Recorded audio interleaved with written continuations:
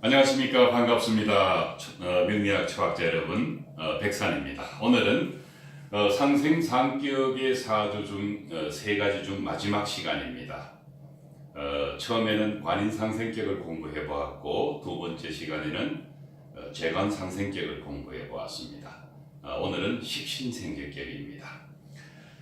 식신생제격은 관인상생격이 두 가지의 경우의 수만 있었고 재관상생격도 두 가지만 있었습니다. 그러나 식신생제격은 목일관과 토일관, 일간 그리고 수일간 사주에서 성립이 됩니다. 같이 공부해 보도록 하겠습니다. 해자월이나 임묘월에서 힘을 얻은 가벌목이 화토, 식신과 재로 용신과 희신이 성립될 경우에는 정확하게 식신생제격을 이라고 이야기해도 좋습니다. 두 번째 조건인 이 화토의 공동의 근이 되는 인, 사오미, 수리, 지지에 연지, 일지, 시지에 잘 발달되어 있으면은 더 완성도가 높은 식신생제격이 됩니다. 물론 화토를 방해하는 수나 목의 기운이 다른 천간 어디에서 있으면은 상생의 격이 떨어지게 되어 있습니다. 지지에도 인, 사오미, 술에 해당되는 글자가 기구신에 의해서 격을 충을 받으면은 그만큼 뿌리 역할을 할 수가 없기 때문에 상생격의 격은 떨어지게 되어 있습니다. 만약에 화토가 가까이 있거나 또는 떨어져 있거나 하더라도 지지의 근이 든든하다면은 온전한 관인상생격으로 볼 수가 있습니다.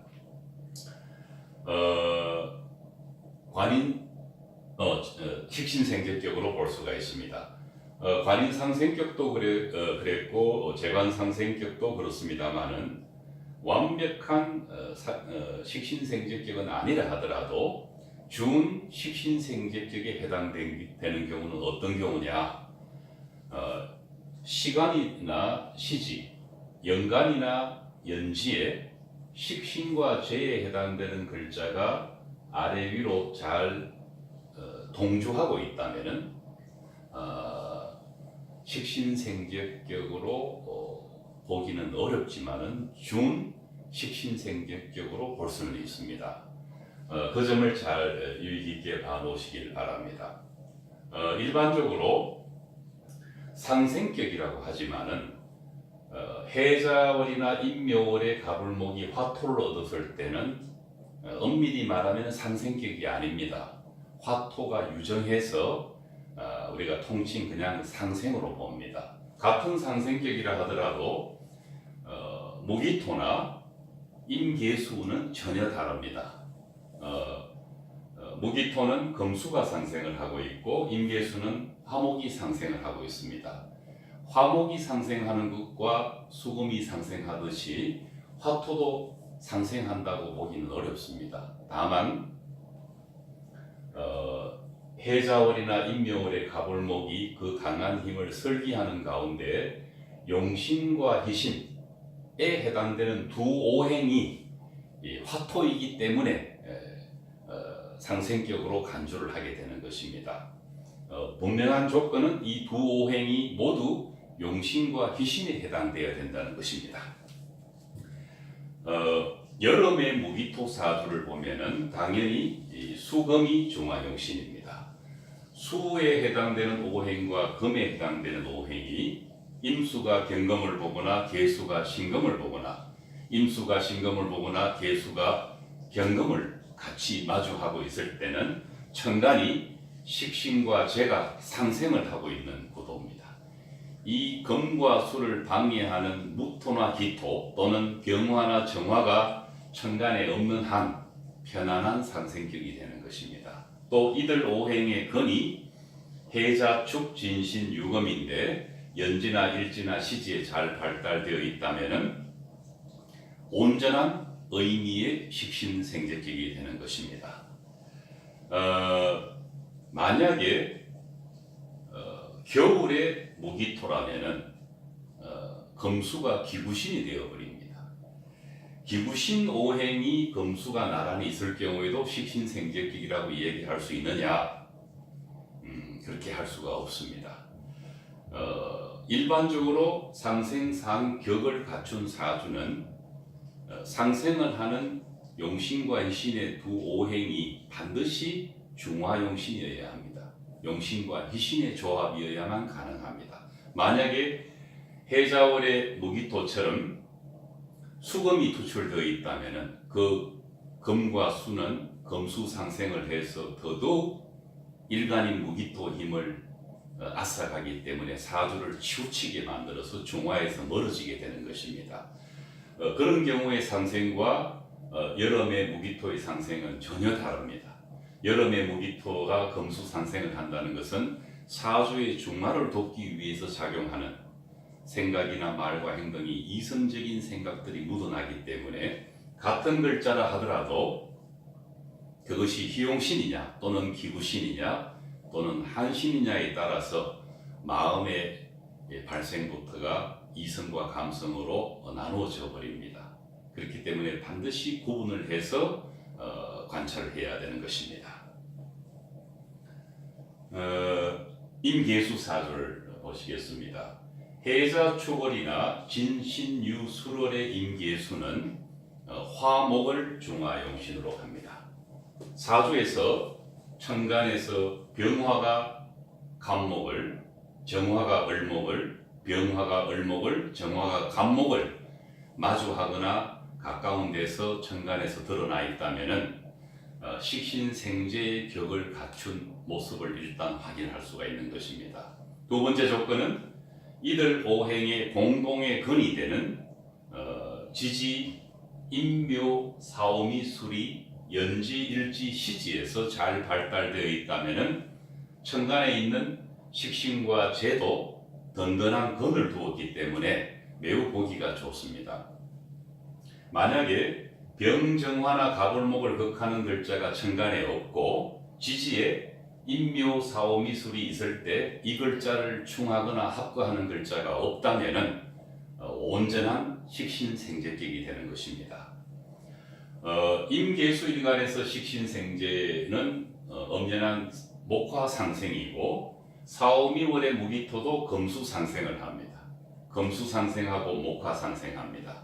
다만 해자월이나 인묘월의 가불목을 상생상격으로 보는 것은 앞서 이야기했듯이 용신과 희신의 조합으로 사주의 중화를 돕고 있기 때문에 크게 보아 상생격으로 보는 것입니다. 그러나 이것을 목화 화토 상생격으로 읽는 것보다는 있는 그대로 식신생재격으로 읽되 엄밀한 의미에서 여름의 무기토 사주에서 금수는 식신생재격이 아니고 식신과 재가 상생하는 격입니다. 마찬가지로 해자초월이나 진신유술월의 임계수도 식신생재격으로 보기보다는 원칙적으로는 목화가 상생을 하고 있기 때문에 식신상생재격으로 보는 것이 옳습니다. 그러나 오랫동안 통칭 식신생재격으로 불러왔기 때문에 그대로 식신생재격으로 불러도 무방할 거로 보입니다.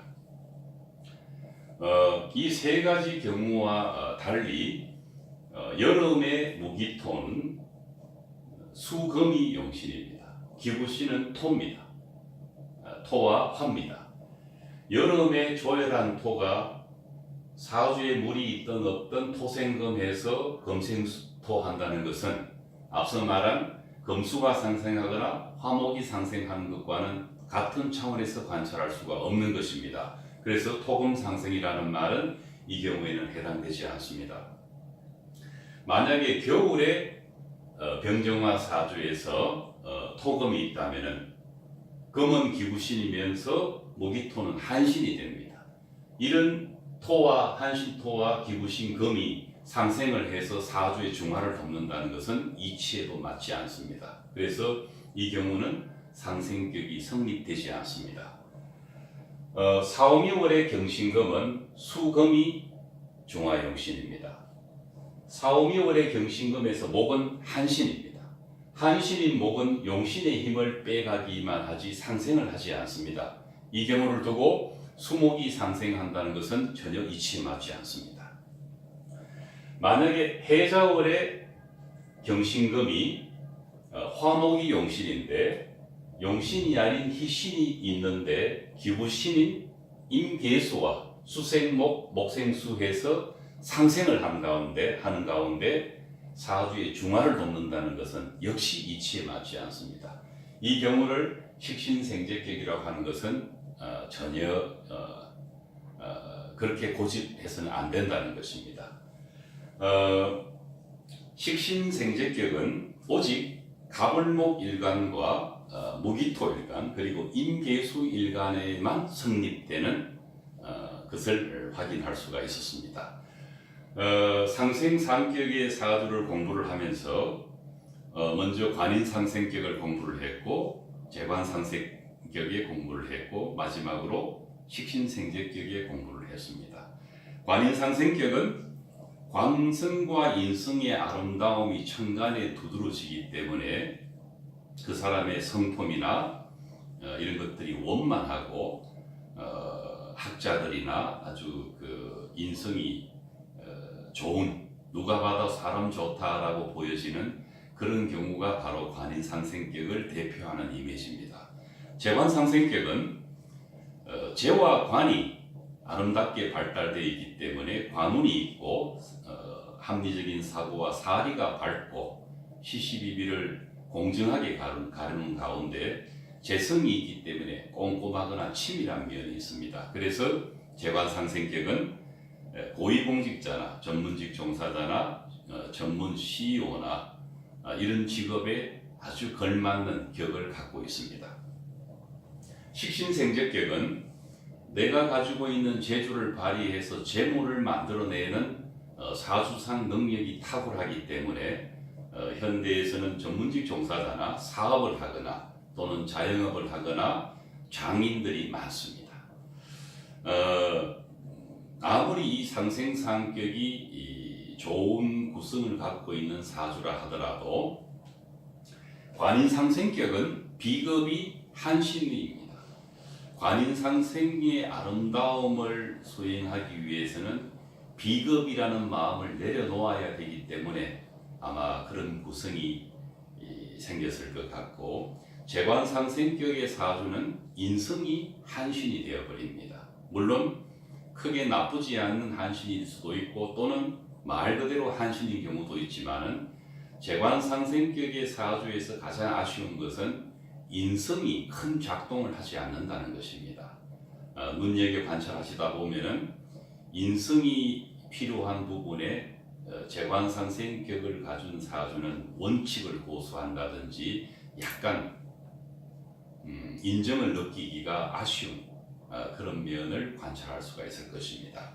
식신생제격은 어떤 식신생제격이라 하더라도 관이 한신이 되어버립니다. 해자 인월의 가불목이 화토가 중화용신이 되었다는 뜻은 목과 수가 기부신이며 마지막 하나 남은 금, 즉 관이 한신이 되어버립니다. 여름의 무기토 사주에서 수금이 식신생제를 한다는 뜻은 토와 화가 기부신이며 남은 하나의 목은 한신이 되어버립니다. 즉 목은 관성입니다. 관성이 한신이 되어버린다는 공통점을 갖고 있습니다. 임계수 사주에서도 화목이 사주의 중화를 꾀하는 가운데 토는 한신이 되어버립니다. 토가 설사 천간에 있다 하더라도 의미 있는 작용을 하기는 어렵습니다. 여름의 무기토 사주의 관인 간목을목이 천간에 있다 손 치더라도 의미 있는 작용을 하기는 어렵습니다. 관으로서의 의미 있는 작용을 하기가 어렵습니다. 해자월이나 인묘월의 가불목 사주에 금이 있다 손 치더라도 의미 있는 관의 작용은 하지 않습니다.